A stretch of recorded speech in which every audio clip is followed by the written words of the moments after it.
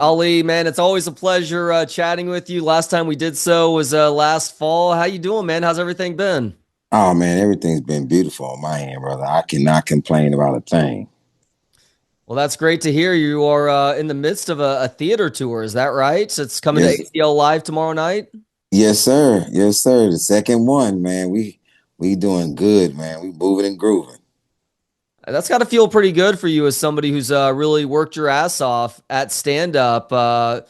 Gosh, for a couple of decades now to be to a point where you've graduated, I guess, from clubs, and there's still a lot of value to clubs, obviously, but the fact that you can Sure. sell out these 1,000+ seat venues has got to feel pretty good and pretty validating for all the work that you put in all these years. Oh yes, it's definitely a blessing. And I still go to the clubs because that's where I go to work out the new stuff. And when I come off a vacation, I go on a comedy club run for a while, couple like 4 or 5 weeks before I jump back into the theaters. It's a different The theater's a different muscle. A lot more goes into it. Am I remembering the last time that we talked? You had just gotten done with a vacation to Cabo San Lucas, maybe, and you had injured your shoulder and had shoulder surgery. It had to be after July because I broke it in July. I had the surgery in August. I think I'm back. I'm getting back in the ring Sunday, just to start getting acclimated to throwing some punches again. You know, I Yeah. just started jump roping. Just got cleared to jog. All them type things.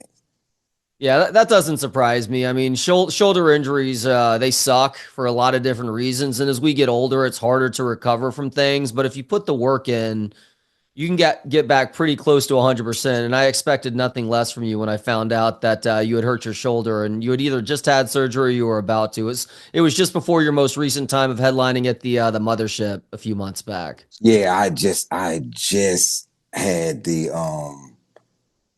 I don't even know if the surgery had happened. I think I was waiting to go to surgery, and then I did the mothership. Yeah, I had a good time there too. Injured, injured. I had a good time. Were you working on material then that you're currently performing in the theater setup? No, I was still doing the getting ready for my two sons. So I filmed my two sons in October.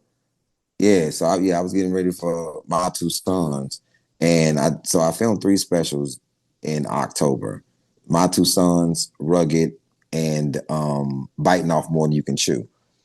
And so yeah, I was doing that material. Now I've moved on to the material from the next three specials that we're getting ready to shoot, and I'm still not this in the shadows tour, but I'm not doing all the material yet. Just piecing it in. Wait a second. So you blew through all the Domino Effect specials, which they were all incredible in their own right, by the way. And there was a beautiful context around each of them. You've already come up with enough material to film three more specials, and there's three more on the horizon now. Yes, sir. How the Yeah. hell do you do that, man? That's a lot of material to have to come up with. Comedians talk about just taking 6+ months to come up with a single hour to get ready, and they may take a couple of years between filming specials. And here you are about to film what is going to be your seventh, eighth, and ninth specials in a matter of a couple of years. That's incredible, man.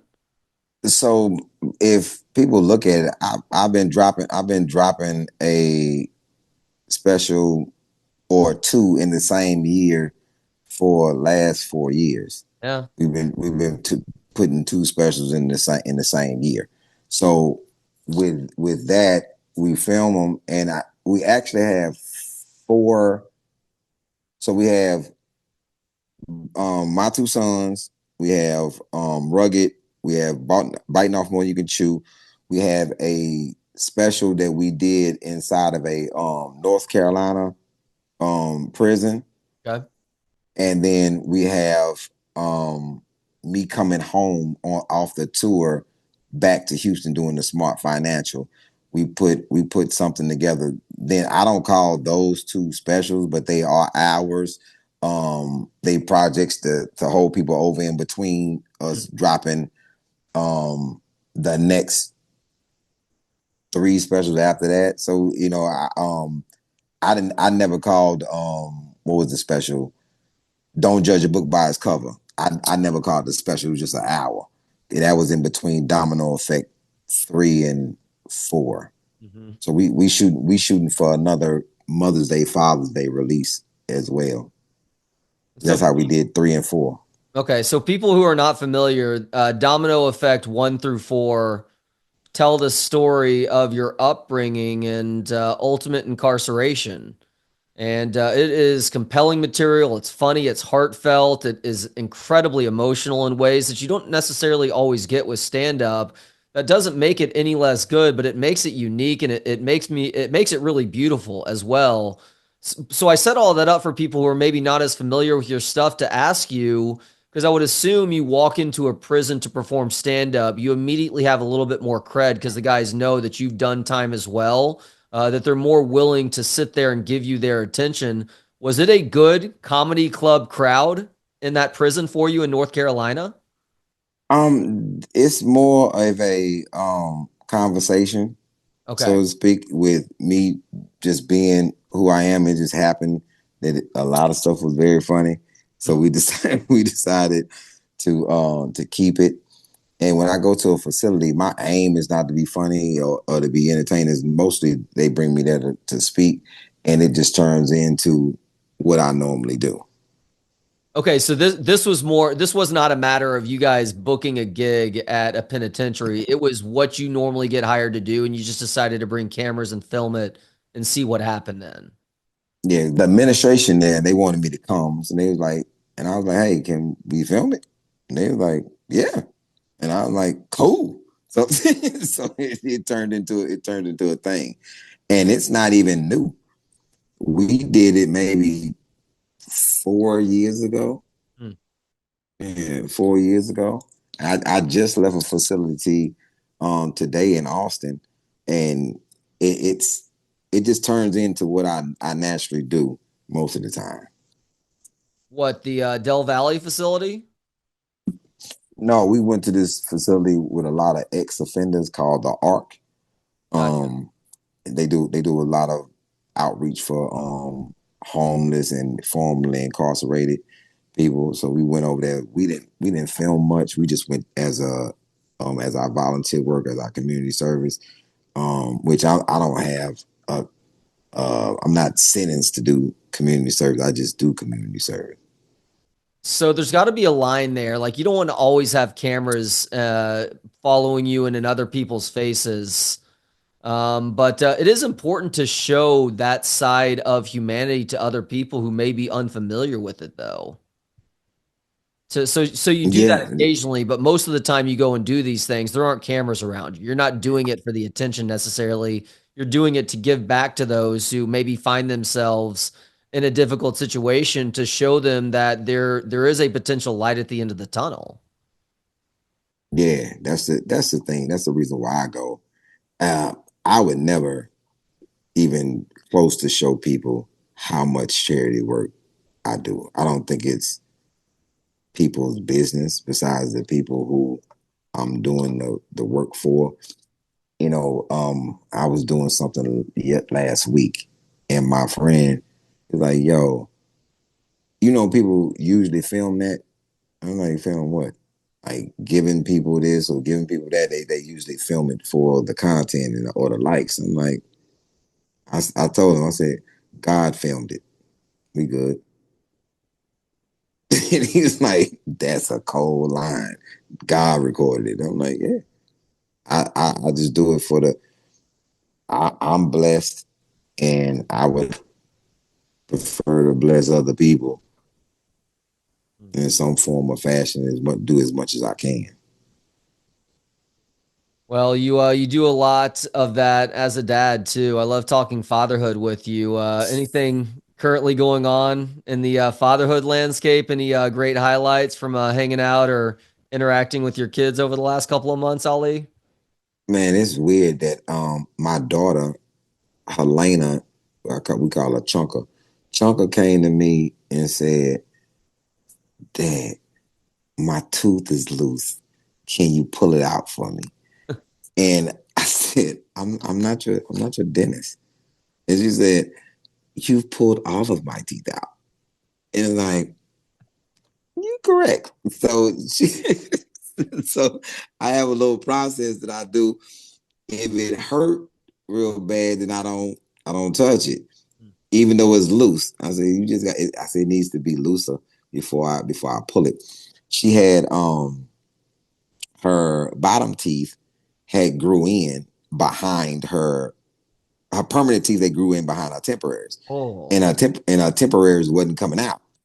So I was like, Chonka, um, eventually I'm gonna have to pull these teeth. And she's like, no, no, no, no.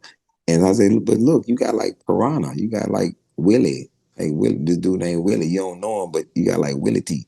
And she's like, you call me a Piranha? I'm like, yeah.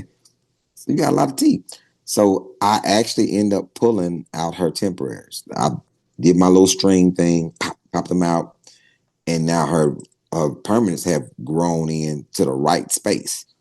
So that's why she coming to me to ask me to pull out her teeth. But Hanan is like, Daddy pulled all my teeth. He the best dentist I know. It don't hurt or nothing. You pop it out and then you just bleed a little bit. Pop, done. wait a second. Then Do you he's literally do the old school method where you tie string around the tooth and then tie the other end of the string to the doorknob? no, I do the dental floss. I Okay. take dental floss and I wrap dental floss around the tooth, Uh-huh. and then I have them hold one end, and I pull the other end, and it gets right up on the tooth and it pops it out, and then Oh, I spray peroxide on their gums. So it just be a foaming red thing, like the old lava, like baking soda and vinegar, like coming out their mouth. It's like that's the cool part.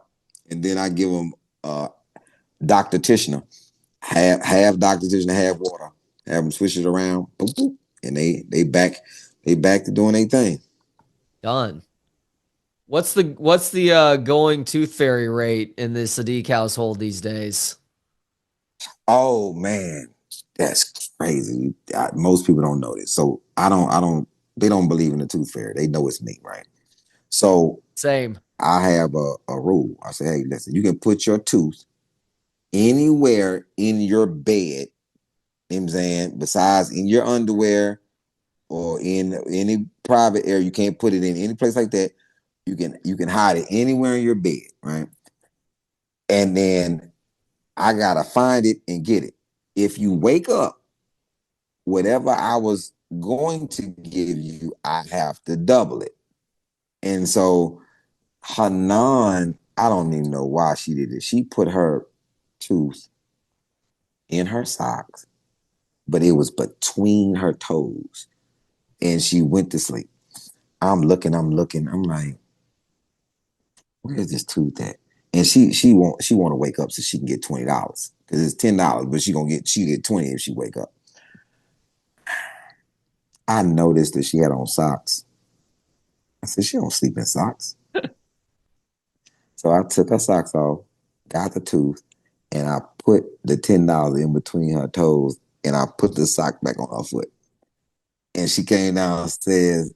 And I've never seen anybody have $10 so disappointed. Came downstairs. You found it, I see.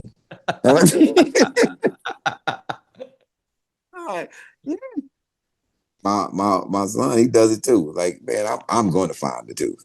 I'm going to find it. You're not going to wake up. Y'all are very hard sleepers. So you go $10 a tooth then. $10 a tooth. You catch me, it's 20. Okay, so we do 20. We did, or we did. Our kids also know about the tooth fairy. They're 10 and 8 now. They're still losing teeth here and there. But we did $20 for the first tooth. We had people losing their minds on us. Like, what sort of standard are you setting here? It's like, hey, this is the 1980s where you're getting like a quarter a tooth here. The inflation hits us all. So we're going high for the first tooth. And every tooth after that, we went $5. But it would get to a point where my wife and I would realize we hadn't broken up a 20, let's say. And so a kid would lose a tooth and they'd get a 20 and they're like, "Oh my gosh, I got 20 for this tooth." And it's like, you know the tooth fairy's not real. You know it's mom and dad. That's actually for your next 4 teeth. And so we're actually making it even more transactional than it was Down payment otherwise. on it's a down payment. I think Hanan teeth was coming out at such a rapid rate. I think that Hanan was trying to get paid off her teeth. She's like 10. Okay. 10, 20, 30. Huh. I can get a little money if I get rid of these bottom ones. Like, no, Hanan. They have to fall out naturally. So have any of your kids gotten the double fee for a tooth? Have any of your kids actually hidden the tooth well enough from you that you weren't able to find it? Not yet. Then Yeah. that started with the oldest. Not yet. Oldest She's is 26 and she, yeah. 26. She's like, he's very crafty with the finding of the tooth. I'm like, I'm very good at it. I just look at the signs. I look at the What, signs. what is the It's under youngest, the like it's 3 or 4? yeah. Okay, so you get to play this game for the next 10 years at least. Yeah, I got 10 years of it. And maybe I may slow down a little bit, but I don't think so. You're a big sports guy. You played a ton of different sports and just got involved in a ton of different activities as a kid. I assume a lot of your kids are still playing sports. Have you entered the youth coaching realm at all? I've found myself having to coach more of my kids' teams than I would necessarily want to. I actually enjoy it, but I've also watched plenty of other volunteer coaches who mean well but have no idea what they're doing out there. So I feel the need to step up to help the team out. And with that comes a lot of joys, but it is a fascinating process to try and figure out at the same time, too. I stopped after my son played soccer. Okay. I just like now they in sports where that I used to play that I just watch from the sideline, and then now some of them are in sports that I have no idea what because my son when he's boxing, which he still does, I'm right in there. He used to box, so that's easy work. Now he plays hockey, Mm. ice hockey. I'm secretly going to take a adult ice skating class so I can actually skate with my son and help him train when he's not at his coaches. But Helena and Hanan ice skate, and Helena is competitive ice skater. Like she's won 3 first places. Her first one, she got a second place in her first meet, but she had in 3 first places since. So she's in real competition. We have to buy and get outfits done for her, and we really felt for the community of Boston ice skaters when they just in Oh, this plane crash. A lot of ice skaters, like, and my daughter, like, these are teams that she knows about, and she's skating, and it's a thing. So I have to learn to skate in order to be out there with them, just to you know give them some more confidence and give them some toolage that I may not even possess yet. But the fact that I'm willing to learn to ice skate at this age probably break my clavicle again, but who knows? But but I want to be out there with my kids. They swim, so I'm having to get back into swimming. My oldest, she swam for a long time, so I can swim, but my clavicle is giving me a little trouble. So I'll be back out there, but I don't have any desire to coach them at all. Let the coach. That's what we pay for. what, I don't want what to be out there. was there something that happened that put a bad taste in your mouth, or was it just a matter of you doing it for a short period of time and then letting the quote unquote professionals take over? I don't like arguing with parents Yeah. that can't do the initial sport that we're doing. It's like, and I'm arguing with people that I know. I'm coaching basketball, coaching soccer. I'm like, yo, first of all, Denard, you are horrible. at basketball. I'm like, why you enjoy? You horrible. Your kids horrible. Your wife was horrible. Like, I don't want to do that. So you just got to sit there. Why my kid ain't in? You want the truth, or you want me to make up something? The reason why your kid is not in because he has your genetics, and and I would sit my kid down. I know my kid can hoop. Man, sit down. Let them play. And so in that you have to lose some games. You have to lose some games to let people know. Yeah, put your kid in. See what happened? Yeah. Played the whole game. No points. 6 fouls. Don't say I didn't play him. Played the whole thing. But when it comes to boxing, this is when you get really irritated because hey man, listen, you know I used to box, got a good record. You never boxed. You putting your son in here. So have you started learning how to ice skate yet then? Since that's Mm, it's a great way to bond with your kids, by the way. Have you started taking those lessons? I just thought of it the other day. Because I wasn't thinking about any type of sporting activity until I got cleared with my shoulder. Yeah. Because it at this age, I don't want to go backwards in any form or fashion. And which is a weird thing because I think that people will say things to you on the internet or they'll try you because they know that you hurt. And this is a long way back from a broken clavicle. You like so some of these things you have to stomach. You have to be like this, like, okay, I can't wait to get healthy. I just can't wait. So I can challenge. There's a couple of people I want to challenge to a couple boxing matches because I don't fight for free. Makes no sense to me. People get paid millions of dollars to do this, and we if you're not putting no money up there, you just talking. You just trying to gas. Like, so let's get in the ring, organize so you can go home safe. I can go home safe, but you probably gonna have to make a little stop by that hospital because I'm definitely gonna administer some punishment in that ring. But with a referee, we'll make it fair. Who's on that list? Couple of people. Okay.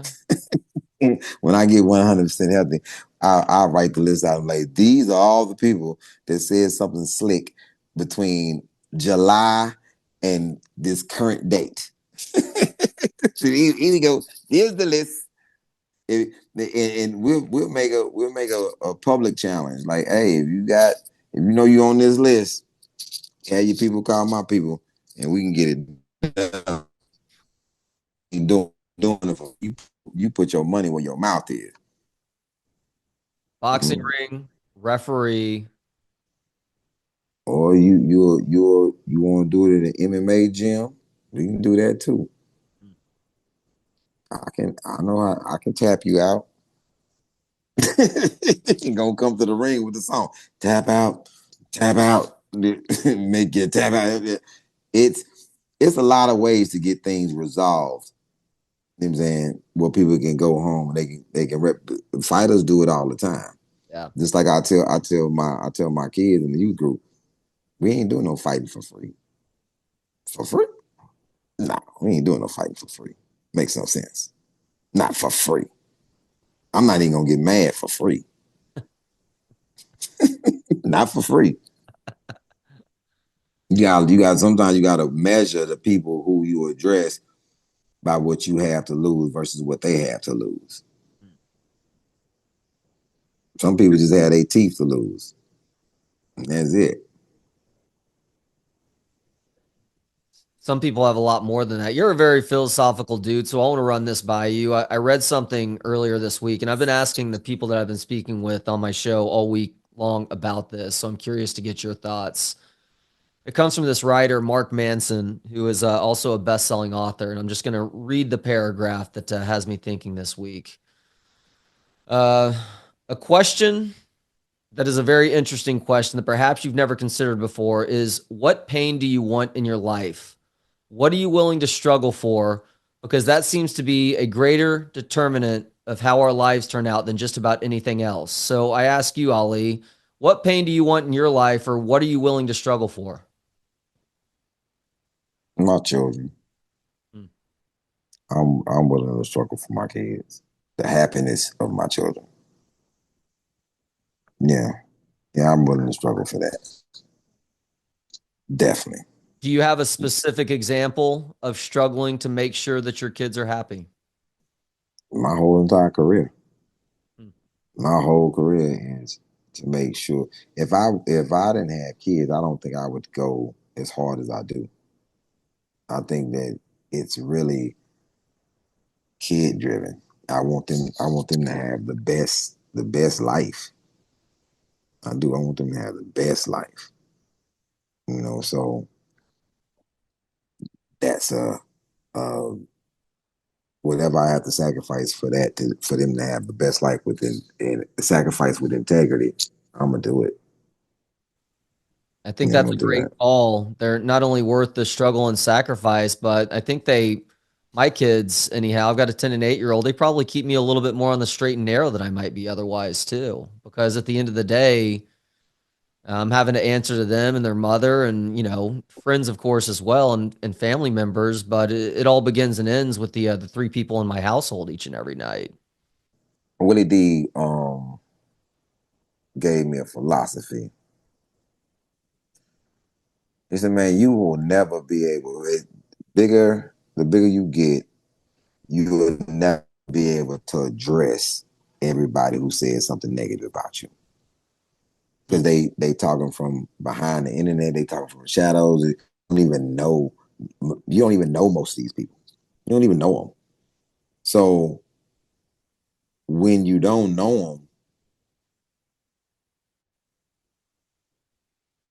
what's the Say that again. He said, when you don't know them, what's the point? You know what I'm saying you because they just talking, and so if you'll never be able to address all these people. So you have to look at the bigger picture most of the time, and the bigger picture is mostly your family. Like, you can't go out looking for people. Used to be that dude. I would call, hey man, I'm on the hunt for such and such. He said, for what? And then to do what? Put yourself in a position. Well, in the streets we call taking penitentiary chances. What you gonna do something that's gonna get you locked up, or you gonna send somebody to do something that's gonna get you locked up? Then you got look what that come with. You gotta take care of a lawyer. You gotta take care of a family. You gotta take care of a girl. You gotta take care of them until they get home out their situation. They can cost yourself more than it was worth. Smart. Yeah, the Ghetto Boys have given a lot of sound life advice over the years, so it's pretty cool that Willie D gave you that one piece of And this advice is in particular. and this and this is somebody who had a song talking about I'm gonna make you read these Nikes.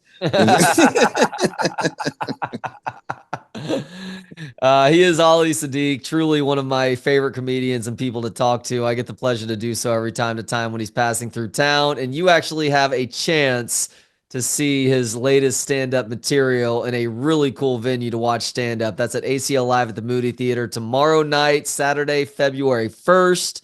Go to acllive.com to snag any of those tickets that do remain. Ali, it is always a pleasure, man. Thank you so much for the time. Best of luck tomorrow night and continued safe travels around this great country. Thank you for having me. It's always a pleasure. Always. Thank you.